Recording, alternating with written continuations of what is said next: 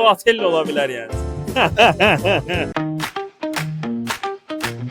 1-0 Florian Wirtz. Həqiqətən də talantlı və çox şey gözləyirəm ondan. Yəni tənqidlərə baxmayaraq mən çox şey gözləyirəm. Əlbəttə. Bu deyərəm ki, 2 dənə oyunçu birlikdədir. Van Dijk ilə Alissondur. İkisi də eyni qədər məni sevindiriblər. Wirtz qoşulanda çox böyük ümidlərlə qoşulmuşdu və komandaya faydasının indi olduğundan daha çox olacağını düşünürdüm. Buna görə çox sevinirdim.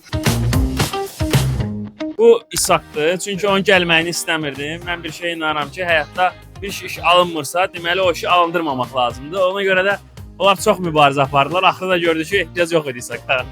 İlk olaraq, yəni qəribə qarşıladığı McAllister olmuşdu. Düşünürəm ki, biraz daha onun transferini ləngitmək olardı. Miloš Kerkez. Yəni ki, mən ondan çox şey gözləyirdim. Layiqli deyil. Mən ki, bu gözləntilər heç birini vermədi. İshak'ı da deyirlər, amma İshak'ı mən saymazdım. İshak gələn sezon özünü göstərəcək.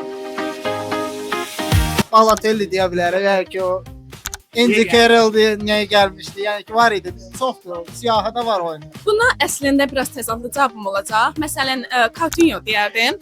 Niyə? Çünki bizdə ən yaxşı dönəmini yaşayırdı. Amma mən elə gəlir ki, maddiyyatı üstün tutdu və həmin dönəmdə çox üzülsəm də yaxşı ki getdi dedim. Çünki xarakter çox önəmli bir şeydir. Elə bir oyunçu bir dəqiqə ağlıma gəlmir. Ya Balotelli ola bilər yəni. Açığı Suarez olmuşdu mənim üçün. Mən Suarez'i oyunu çox bəyənirdim.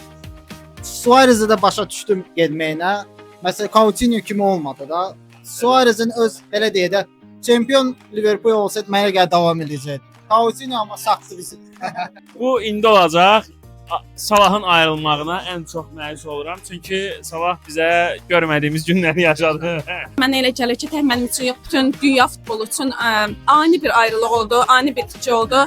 Bu transferlə bağlı deyil, Diego Jota transferi, daha doğrusu ayrılığı etkisi oldu.